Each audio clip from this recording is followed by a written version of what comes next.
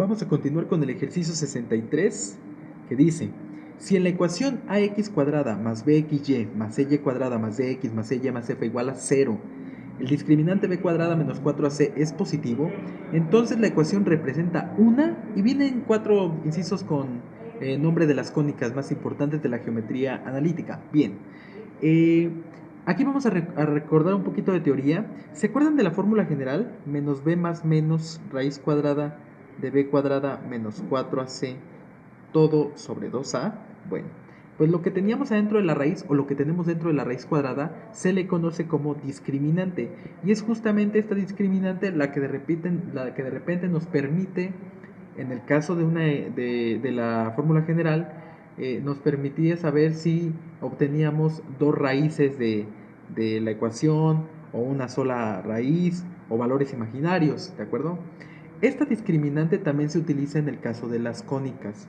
Entonces, cuando tenemos una expresión de la forma general ax cuadrada más bxy más cy cuadrada más dx más ey más f igual a 0, cuando tenemos una expresión de esta naturaleza, nosotros podemos averiguar, tomando en cuenta su discriminante, es decir, los valores de los coeficientes en b cuadrada menos 4ac, podemos averiguar qué ecuación, o mejor dicho, qué gráfica me está representando esta ecuación. Entonces tenemos básicamente tres posibilidades que, si no les explicaron en su momento en su curso de geometría analítica, pues este es el momento para que se las aprendan, porque realmente este es un ejercicio teórico más que práctico, ¿sale? Tendría que resolverse en menos de 5 segundos si es que ustedes tienen el conocimiento correcto. Bueno,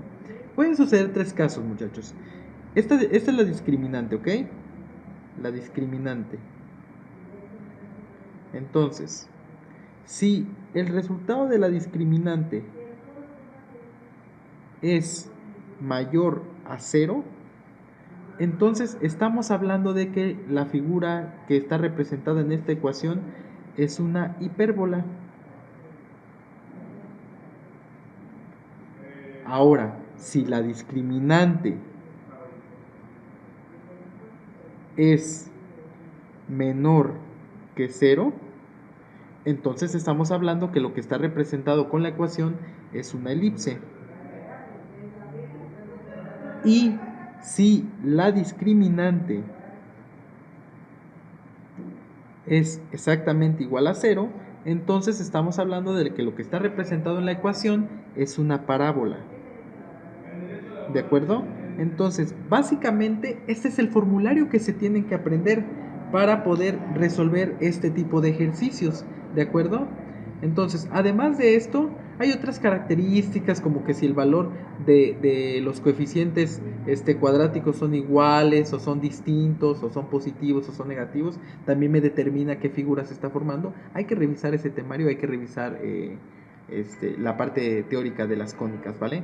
Para nuestro ejercicio práctico, pues tenemos que, nos dice que el discriminante tiene que ser positivo, es decir, tiene que ser mayor que 0. Por lo tanto, esta es la condición que me están poniendo. Y si observamos nuestro pequeño formulario express, nos damos cuenta que la figura que se está representando es una hipérbola. Por lo tanto, hipérbola es la respuesta correcta al ejercicio 63, que en este caso está marcada en el inciso D. Así de fácil, ¿vale? Vamos a continuar ahora con el ejercicio número 64. El ejercicio número 64 dice lo siguiente: determina el límite de cuando x tiende a de f de x menos g de x si se tiene, y vienen ahí dos límites, el límite de cuando x tiende a de f de x igual a k, y el límite cuando x tiende a de g de x igual a menos k, y nos pide el valor de ese resultado. Bien, vamos por partes. Nos dice que calculemos el límite de cuando x tiende a de una resta de dos funciones. ¿De acuerdo? Ahí está. Nos pide esta operación. Es un límite de cuando x tiende a de una resta de dos funciones. Entonces, esto es el límite de una resta de dos funciones, ¿de acuerdo? Y cuando yo tengo un límite de la resta de dos funciones, yo puedo descomponer esta resta, este límite de esta resta de dos funciones en una resta de dos límites diferentes. Es decir, el límite de cuando x tiende a de f de x menos el límite de cuando x tiende a de la función g de x. Es decir, esta operación, este límite lo partiría en dos límites y lo restaría, ¿de acuerdo? Hay una propiedad de límites que sustenta esta situación. Entonces, esta expresión yo la puedo escribir como el límite de cuando x tiende a de f de x, y a esa le voy a restar el límite de cuando x tiende a de g de x, ¿de acuerdo? Revisen las propiedades de los límites para que sepan por qué de esta expresión puedo representarla como esta, o bien de esta puedo representarla como esta, ¿vale? Ahora bien, el ejercicio 64 nos da el valor de cada uno de estos límites. Ajá. Si ustedes observan su guía, nos dice que el límite de cuando x tiende a de f de x es igual a k, es decir, todo esto es igual a k, ¿de acuerdo? Y del otro límite, que es el límite de cuando x tiende a de g de x, nos dice que es igual a menos k, ¿de acuerdo? Esos resultados ya vienen en su guía. Ahora bien, ¿qué es lo que tengo que hacer? Pues al valor de k restarle menos k. Entonces dense cuenta que aquí se van a juntar dos signos negativos y realmente ahí es donde puede haber problemas y la pueden regar. Entonces, teniendo esta situación, tendríamos que hay que hacer k menos por la resta que hay que hacer, pero k también es negativo aquí adelante. Entonces se juntarían dos negativos y aplicando leyes de los signos sería k menos por menos es más, y también es otra k. Y como son términos semejantes porque tienen la misma letra y el mismo exponente, pues 1k más 1k son 2k.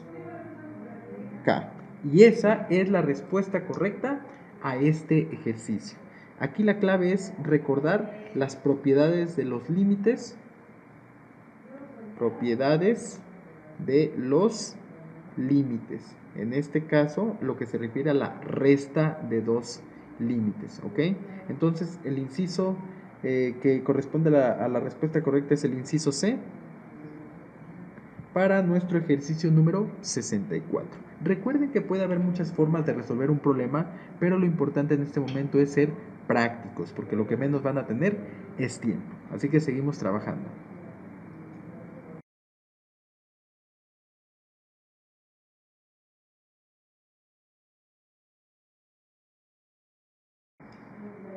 Bien, vámonos rápidamente con el ejercicio número 65, que dice, si f de x es igual a e elevado a la 3 medios más x, determina f cuarta de x. Muy bien, nos da una función que es f de x igual a e elevada a la 3 medios más x, y nos pide que calculemos la cuarta derivada de x, ¿de acuerdo? Entonces esta es la cuarta derivada. Recuerden que cuando se saca una derivada más grande que 1, derivada de grado 2, derivada de grado 3, es decir, segunda derivada, tercera derivada, cuarta derivada, suelen escribirse con números romanos aquí en la parte de arriba. Entre la f y la x se escriben números romanos. En este caso es un 4 romano, por lo tanto es la cuarta derivada, ¿ok? Y entonces, ¿qué tenemos que hacer? Tomamos nuestra función, que en este caso es una función exponencial, y vamos a sacar su derivada. Entonces recordemos que cuando tenemos una función exponencial, cuando mi función es una función exponencial, es decir, es la función e elevada a la u, entonces la derivada de esa función f' de x es igual a esa misma función exponencial con ese mismo exponente multiplicado por la derivada de ese exponente. Entonces, esta es la fórmula de derivación inmediata que ustedes tienen que utilizar. ¿vale? Bien, vamos a realizarlo entonces. Calculamos primero la primera derivada, ¿vale? La primera derivada. Y entonces tenemos que, para este ejemplo, para este ejercicio, mi función exponencial tiene como exponente, es decir, tiene como u 3 medios más x, ¿vale? Hay que tener en cuenta esa parte. Bien, calculamos la primera derivada entonces, f' de x es igual e a la u, es decir, e a todo esto nuevamente, e a la 3 medios más x multiplicado por la derivada de u, es decir, la derivada de lo que tengo encerrado en rojo. Entonces recordemos que hay que derivar 3 medios, la derivada de una constante es 0 y la derivada de x es 1, por lo tanto todo esto se multiplicaría por 1. Y 1 por toda esta cantidad, pues sigue siendo esta cantidad, por lo tanto f' de x es igual a e elevado a la 3 medios más x. Dense cuenta que nos dio el mismo resultado que la función original, ¿de acuerdo? Luego, para la segunda derivada, pues lo que tenemos que hacer es derivar esta, ¿de acuerdo? Para sacar la segunda derivada hay que derivar la primera derivada. Y entonces aplicamos la misma fórmula. Y si se dan cuenta, como esta función es exactamente igual a la primera, pues la segunda derivada, su resultado nos va a dar lo mismo. Se dan cuenta, se va haciendo un ciclo. Entonces la segunda derivada, que se representaría como f' de x, el resultado de esa derivada nos va a dar la misma función, porque pues la función que vamos a derivar es la misma que la inicial, la función original, ¿de acuerdo? Y aquí se repite, esto es un ciclo. Si volvemos a derivar, ahora queremos sacar la tercera derivada, que se representa como f' de x.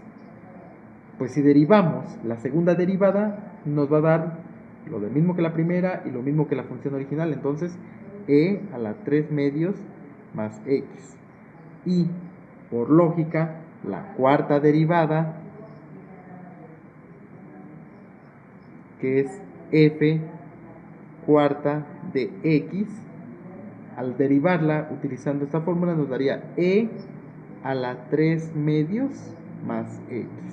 Es decir, no importa cuántas veces derivemos, en este caso el resultado va a ser el mismo. Ojalá y así fueran todos los ejercicios, ¿verdad? Pero ¿qué creen, cuernos? Nada más es para ver cómo andan en derivadas, ¿de acuerdo? Esta es entonces la respuesta correcta al ejercicio 75, que en este caso está marcada con el inciso B. El inciso B entonces es la respuesta correcta. No dejen de estudiar derivadas, chavos, porque puede venir algo más complicado que esto. Bien, vamos a continuar con el problema 66 de esta guía, que dice: la posición de una partícula expresada en unidades está dada por la función de tiempo f de t igual a t cúbica menos t más 1.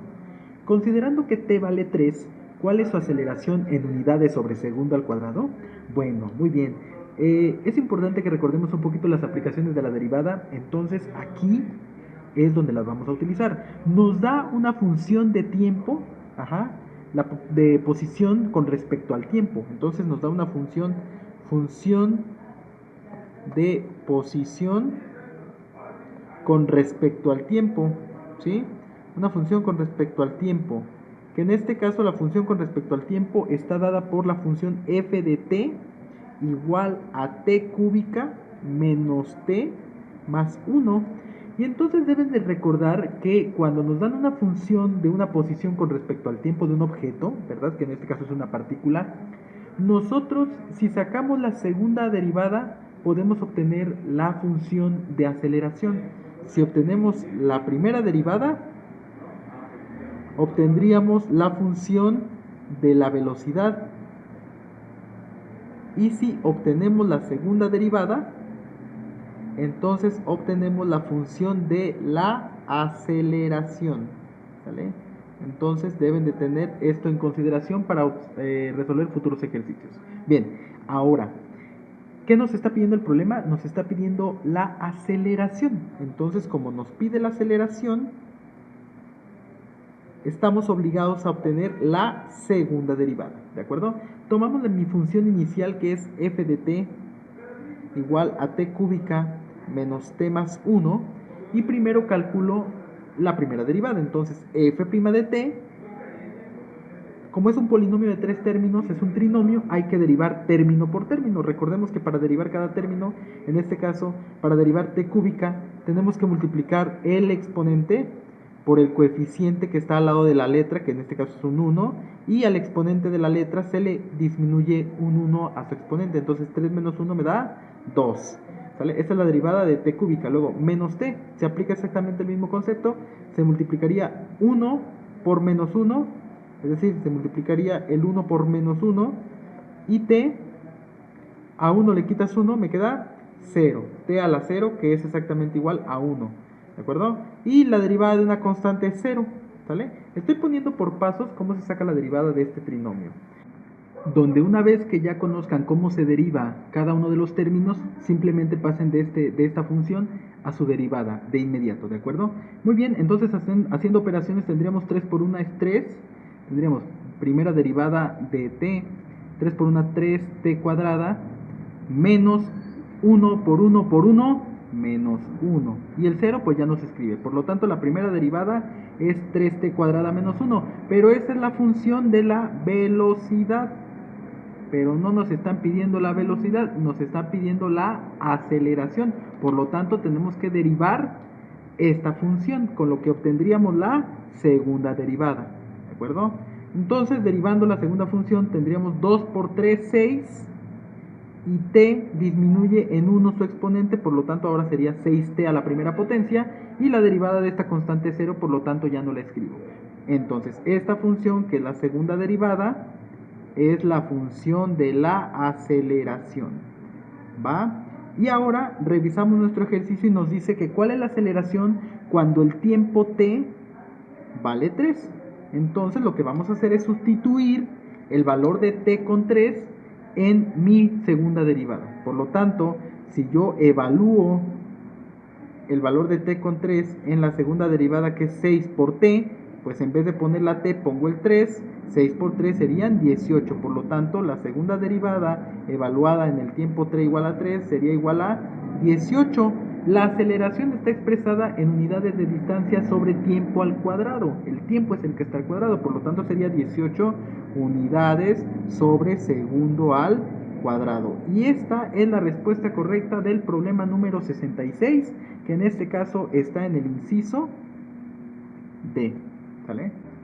Bien, vámonos ahora con el problema número 67 de esta guía, que dice: la abscisa del punto de inflexión de la función f de x igual a x cúbica menos 6x cuadrada más 3 es...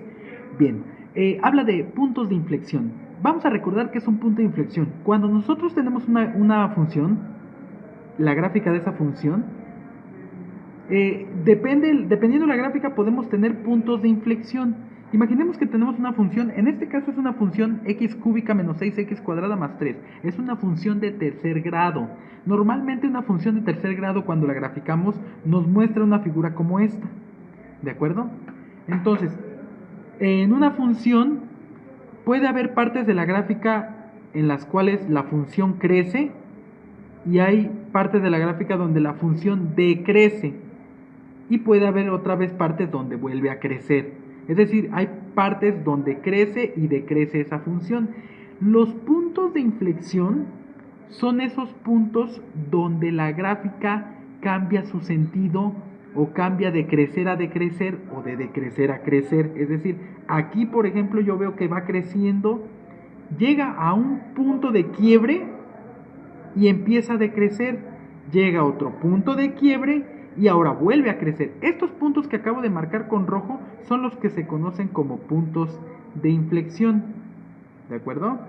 Y los podemos sacar gráficamente y analíticamente. Ahora, un punto de inflexión, como cualquier coordenada, tiene un valor en X y un valor en Y. En este caso nos pide el valor de X, también llamada abscisa. Recuerden que la X y abscisa se refiere a lo mismo, y cuando hable de Y se va a referir a la ordenada, no coordenada, ordenada, ¿vale? Entonces nos pide el valor de la abscisa, es decir, el valor de x del punto de inflexión o los puntos de inflexión que tenga esta función. Ahora, la función que me dan es la función f de x igual a x cúbica menos 6x cuadrada más 3. Esa es la función que me dan. Y para yo conocer los puntos de inflexión de esta función, lo que necesito hacer es sacar obligatoriamente la segunda derivada. Ese es el primer paso, obtener la segunda derivada de la función que me dan. Entonces voy a empezar a derivar. La primera derivada sería f' de x, que es igual 3 por 1, 3, x al cuadrado porque el exponente se reduce en 1. Luego, 2 por menos 6 menos 12, x a la primera potencia porque también su exponente se reduce en 1. La derivada de una constante 0, por lo tanto no se escribe. Esta es la primera derivada, pero nos pide la segunda. Entonces fb' de x es igual, vamos a derivar ahora esta función. 2 por 3, 6. El exponente disminuye en 1, por lo tanto solamente me queda 6x, ¿de acuerdo? Y la derivada del menos 12x es 1 por menos 12 es menos 12. Y x queda como x a la 0, pero x a la 0 es igual a 1, por lo tanto queda de esta manera, ¿sale? Estos tipos de derivadas a estas alturas ya las deberían de dominar al 100%. Entonces tenemos la segunda derivada de mi función original, que es la función original es x cúbica menos 6x cuadrada más 3, y la segunda derivada es 6x menos 12. ¿Cuál es el siguiente paso? Vamos a igualar a 0 la segunda derivada. Vamos a igualarla a 0. Entonces tendríamos que f' de x va a ser igual a 0, por lo tanto 0 es igual a 6x menos 12. Y lo que tenemos que hacer ahora es despejar x.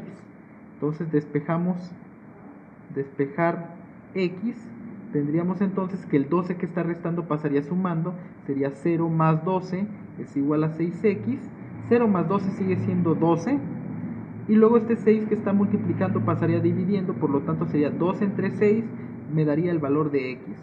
Escribiéndolo de una forma bonita, x es igual a 2 entre 6 me da 2. Ahí está, 2 entre 6 me da 2.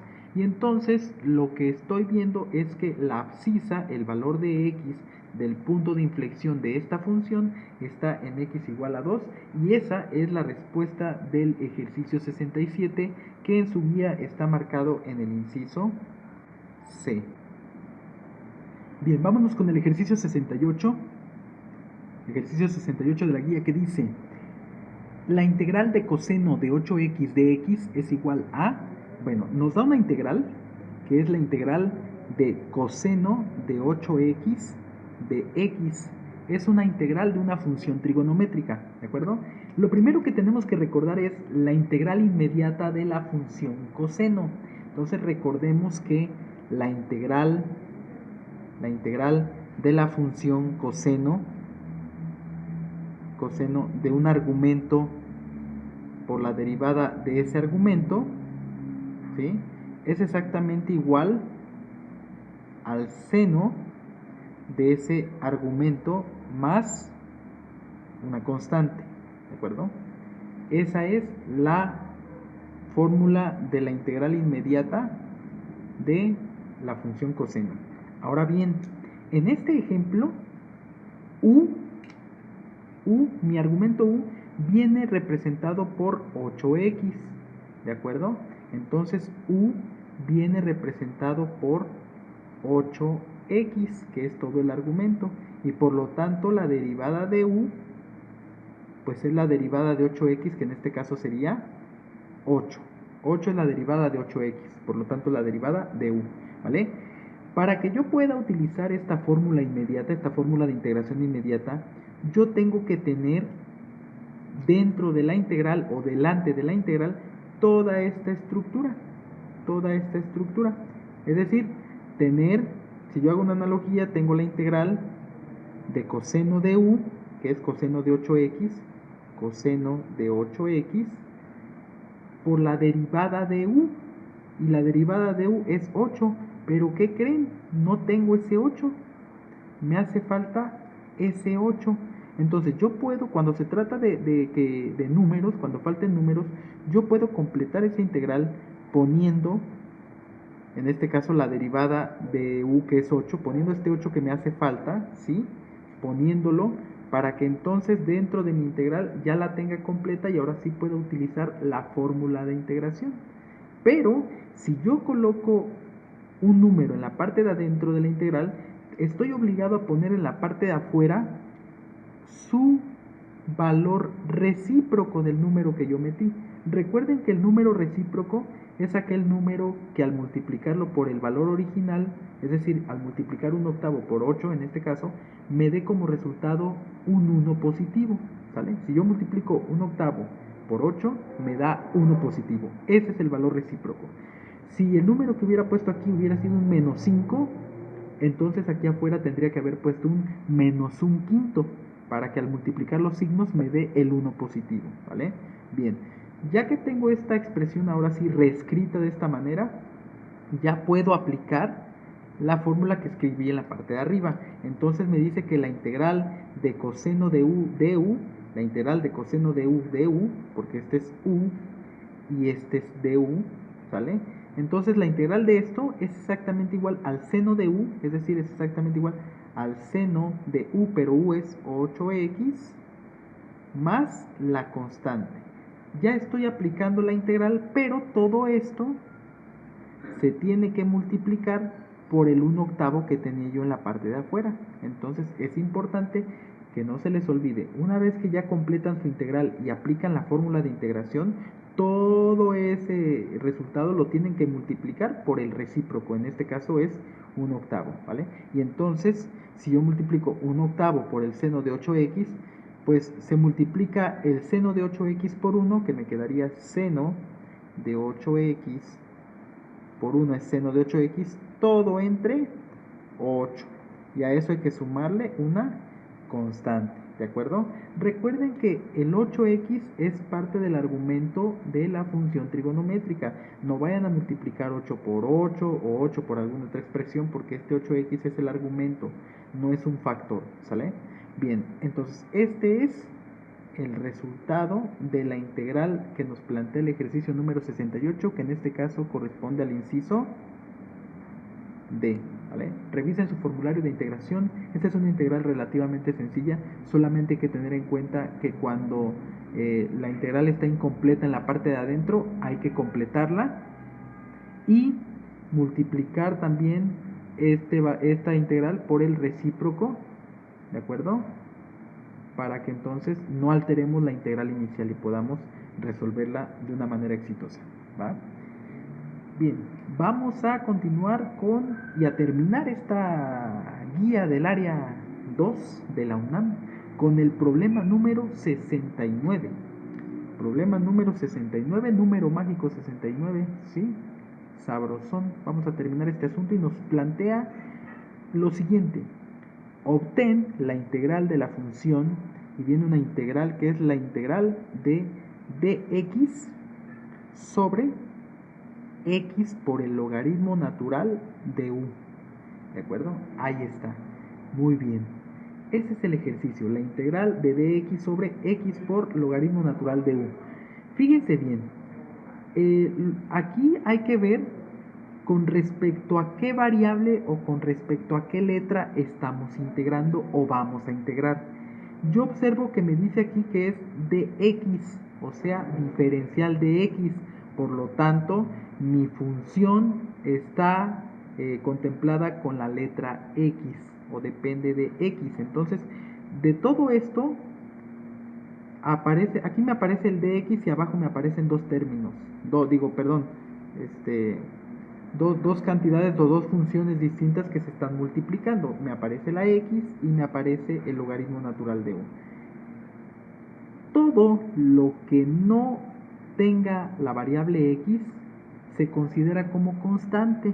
Por lo tanto, si yo pudiera separar esta expresión, yo podría escribirla o reescribirla como la integral de 1 entre el logaritmo natural de u por dx entre x. ¿Y por qué la separé de esta manera? Para separar la parte que es constante y la parte que tiene la variable x con el diferencial de x. Si yo multiplico dx por 1, me da dx, y si multiplico x por logaritmo natural de u, me da x logaritmo natural de u, y realmente no estoy alterando absolutamente nada, solamente lo estoy reescribiendo de otra manera, ¿vale? ¿Por qué hago esto? Porque lo que es constante lo voy a sacar de la integral. Recuerden que cuando tenemos la integral de una constante por una función, la constante se saca y entonces me quedaría 1 entre logaritmo natural de u por la integral de dx entre x, ¿de acuerdo? Entonces lo tenemos de esta manera. Ahora, otro pequeño arreglo que también podemos hacer es recordar que dx entre x es lo mismo que si escribiéramos 1 sobre x por dx, es decir, esto me quedaría exactamente igual, 1 logaritmo natural de u por la integral de 1 sobre x por dx. Esto que tengo aquí es exactamente lo mismo que esto que tengo aquí abajo, solamente que lo estoy escribiendo de maneras distintas. ¿Por qué lo hago así? Porque yo recuerdo que en mi lista de integrales inmediatas, esta es una integral inmediata, yo recuerdo que hay una fórmula que dice que la integral de 1 sobre x de x es exactamente igual al logaritmo natural de x más una constante, ¿de acuerdo? Entonces tenemos que la integral de 1 sobre x de x es igual al logaritmo natural de x más una constante. Entonces esta fórmula yo la puedo utilizar aquí. Por lo tanto, entonces tendríamos, ¿verdad?, que esto es igual 1 sobre el logaritmo natural de u, eso solamente se va recorriendo. Aplicando esta integral inmediata tendríamos que multiplicar esto por el logaritmo natural de x más la constante, ¿de acuerdo? Ahí está. Y si multiplicamos esta fracción por esta función que es logaritmo natural de x, pues se multiplica logaritmo natural de x por 1 es logaritmo natural de x entre el logaritmo natural de u, así, más la constante. Recuerden que cuando tenemos un entero y una fracción, se multiplica esta parte entera por el numerador. Logaritmo natural de x por 1 es logaritmo natural de x, y logaritmo natural de u solamente se pasa. Y más la constante, una constante por otra constante sigue siendo la constante, otra constante, ¿vale? Entonces esta es la respuesta al ejercicio número 69, que en este caso está en el inciso C. Y con esto concluyo la guía de la UNAM del área 2, el área de ciencias médicos biológicas, ¿vale? Esperen por favor la guía del área 3 y del área 4, que las estaremos grabando próximamente y las subiremos lo más pronto posible. No dejen de estudiar, neta que estos videos son oro puro. ¿Qué más hubiera dado que tuviéramos material en mis tiempos cuando nos preparamos para el examen de admisión? Pero bueno, aprovechen todo el material que hay, compártanlo, suscríbanse, no dejen de estudiar, ¿vale? Es por ustedes y para ustedes. Así que soy el profesor Oliver, les mando un abrazo, toda la buena vibra y échenle machine, chingón, para que triunfen en su carrera y en su vida. Chao.